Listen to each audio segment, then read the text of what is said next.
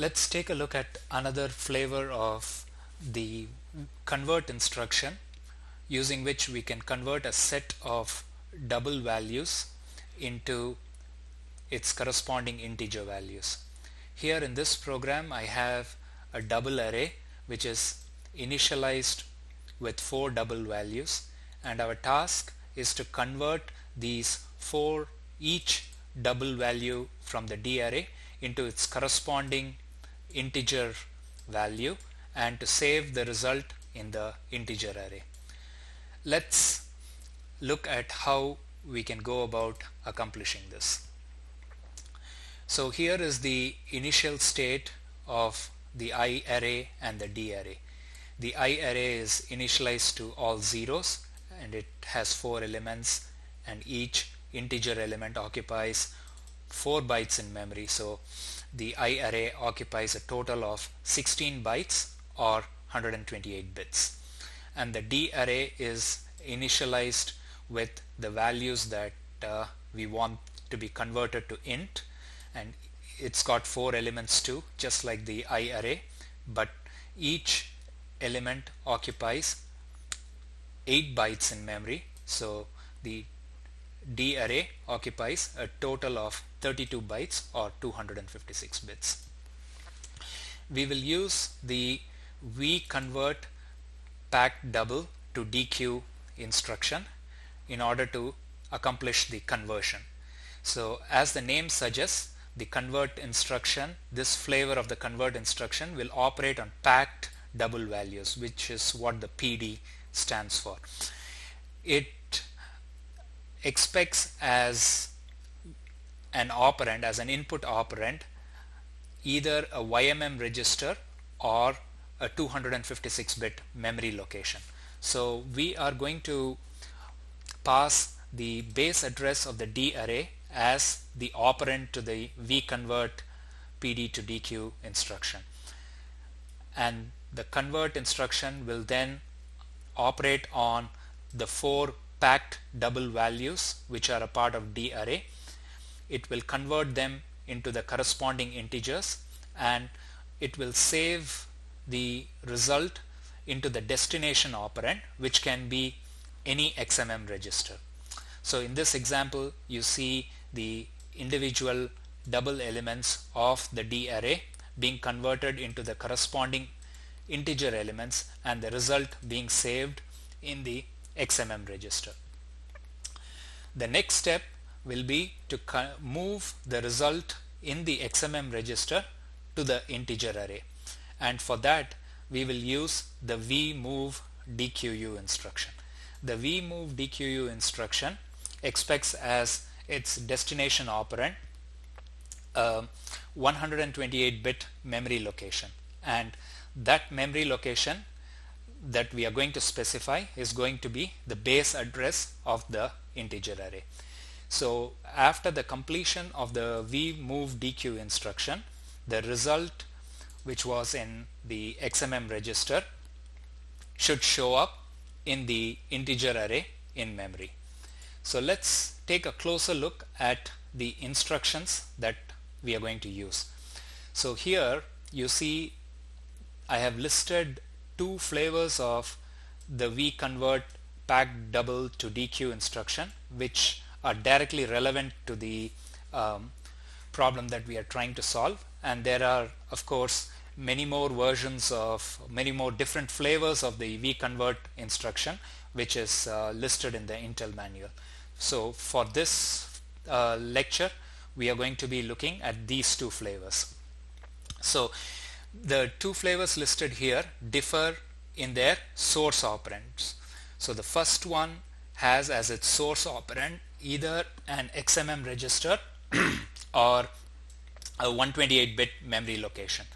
The second flavor has as its source operand either a YMM2 register or a 256-bit memory location, and both these flavors write the final result of the conversion into the XMM register. So there's no change in the destination, it's only the sources that are different. For our example, we will be using the second flavor here, which is the YMM flavor. So as you can see, the YMM flavor uses either the YMM register as the source or the 256-bit memory location as the source. And since we are working with the double array which has 4 elements, we can use the 256-bit version of this vconvert instruction. So that is going to convert the 4 packed doubles which are in the D array, and it's going to convert them into 4 ints, and it's going to save them into the XMM register.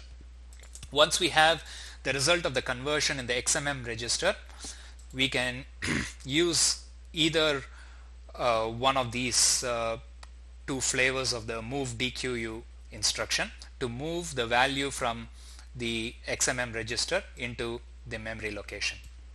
So both flavors are identical, and we can use either of these for this program. So the source is going to be the XMM register which contains the result of the conversion, and the destination is going to be the 128-bit memory location. And the memory operand for vMoveDQU will be the base address of the integer array. So that will guarantee that the converted result gets saved into the array in memory. So let's try to implement what we have talked about so far in the lecture. So here before we start writing the actual instructions, we will write the input and the output list. So let's start with the input list first. The input list, as we know, should be our double array, and we want to specify the address of the starting element, the first element in the D array, and the vconvert instruction will read 256 bits starting from this address. So this guarantees that the vconvert instruction reads the entire double array as part of its operation. The output list will contain our integer array. So now that we have the input and the output list complete, let's start with the first instruction, which is the vconvert instruction. We know it's vconvert pack double to DQ, and what is the source of the vconvert instruction? It is the memory location, which is the starting address of the D array. So I use the placeholder %1, and the destination can be any XMM register, so I'll use XMM1 register. The one thing that I have to let the assembler know here is whether I want to use the XMM flavor of vconvert or the YMM flavor, and in this case, as we talked about, we are using the YMM flavor, so I append a Y to the instruction. So that lets the assembler know that we are using the YMM version of the instruction, and it will generate the appropriate opcodes which will operate on 256-bit memory. So once we have the results of the conversion available in XMM1, we just need to move the value from XMM1 into our destination memory location, and the destination memory location is the starting address of the integer array, and that can be accessed by the placeholder %0. So now after the conversion is done and the value result of the conversion is saved into the integer array, the program will then just loop through the integer array and display the value of each of the elements in the integer array.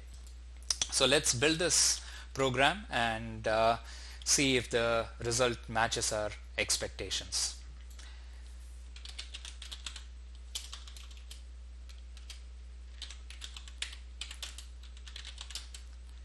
And when I run the executable here, I get 17, 34, 41 and 3, which are the integer values of the corresponding double elements from the D array.